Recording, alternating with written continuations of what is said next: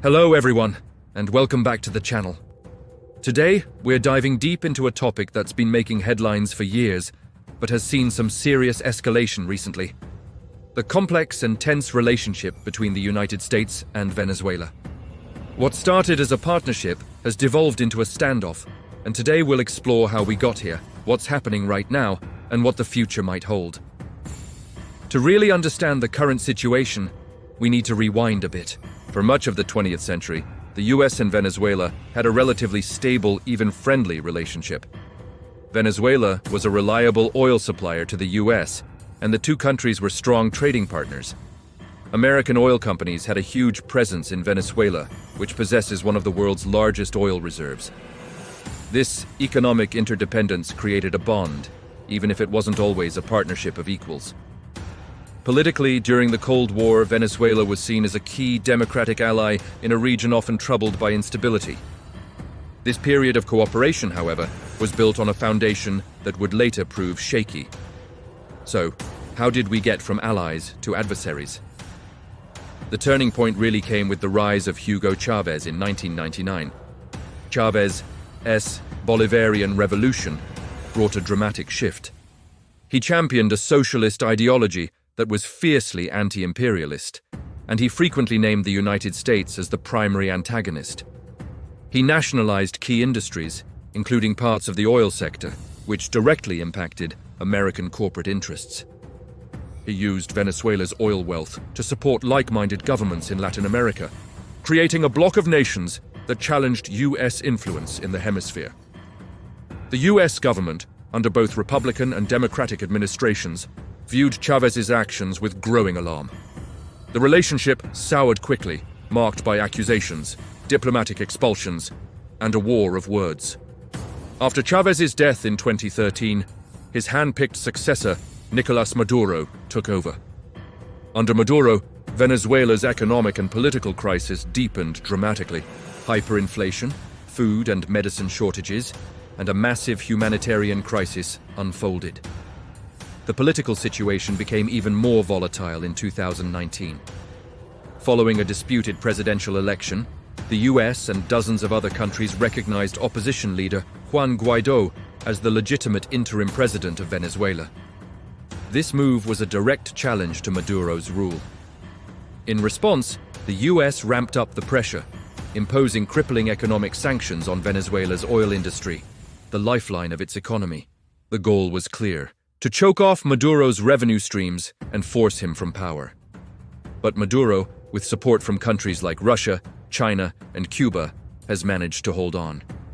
This brings us to the recent escalations, which have taken the conflict to a new, more militarized level. The United States has significantly increased its military presence in the Caribbean, positioning warships near Venezuelan waters. Officially, this is part of an enhanced counter-narcotics operation aimed at disrupting drug trafficking routes from South America. The US administration has accused high-ranking officials in Maduro's government of being involved in narco-trafficking, even indicting Maduro himself on charges of narco-terrorism.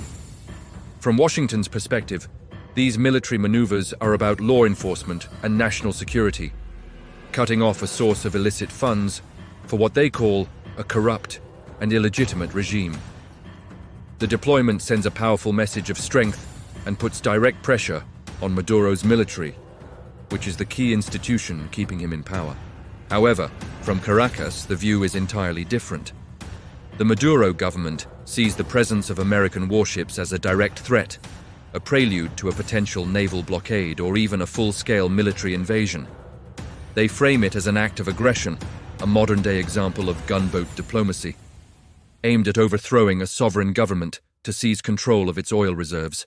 This narrative of an impending US invasion is a powerful tool for Maduro, allowing him to rally his supporters around a common enemy and justify a crackdown on internal dissent.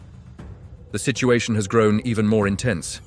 There have been reports and videos circulating of what appear to be armed vessels, allegedly belonging to drug traffickers with ties to Venezuela, being targeted and destroyed by military forces in the region.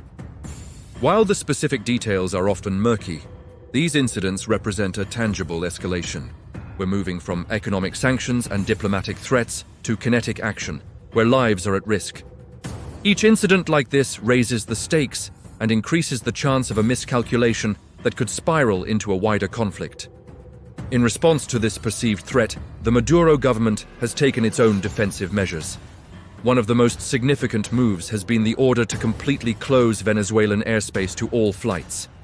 This is a drastic step, effectively isolating the country even further, as a signal that they are preparing for a potential military confrontation and are willing to endure even greater economic and social pain to defend their sovereignty. This lockdown of the skies creates a virtual no-fly zone, making it harder for outside actors to operate near or within their territory and further solidifying the government's control. So, where is all of this heading? The path forward is fraught with uncertainty and danger. Let's consider a few possibilities. One scenario is that the intense pressure works. The sanctions, combined with the military posturing and internal dissent, could eventually fracture the loyalty of the Venezuelan military, leading to Maduro's ouster. This is the outcome the US government is hoping for. However, there's another, much darker possibility: an actual armed conflict. This could start in several ways. It could be a limited naval skirmish in the Caribbean, an accidental clash between US and Venezuelan forces, or a deliberate strike by one side against the other. Even a limited conflict would have devastating consequences. For Venezuela, already in the grips of a humanitarian crisis, it would be a catastrophe, leading to immense loss of life and a complete societal collapse. The ripple effects would be felt across the region and the world. A conflict would trigger a massive refugee crisis, destabilizing neighboring countries like Colombia and Brazil. It would also cause a major shock to global oil markets. While Venezuelan oil production is currently low, the country's vast reserves mean any conflict would create huge uncertainty and likely send oil prices soaring, impacting economies worldwide. For the United States, getting drawn into another foreign military intervention would be politically divisive and economically costly, with no guarantee of a successful outcome. So, as we stand back and look at this complex picture, what's the takeaway? This is more than just a political dispute between two leaders. It's a clash of ideologies, a struggle for resources, and a deeply human tragedy for the millions of Venezuelans caught in the middle. The current strategy of maximum pressure has brought the two nations to the brink. While the goal might be to restore democracy and stability, the methods being used carry an immense risk of sparking a conflict that could make a terrible situation even worse. This standoff highlights the difficult choices leaders face when dealing with authoritarian regimes. Is economic pressure the right tool? When does military posturing cross the line from deterrence to provocation? There are no easy answers here. The one certainty is that the people of Venezuela are the ones paying the highest price. A peaceful, negotiated solution seems more distant than ever, but it remains the only path that can prevent further suffering and avoid a regional catastrophe. We can only hope that diplomacy prevails over confrontation before it's too late. Thank you so much for watching.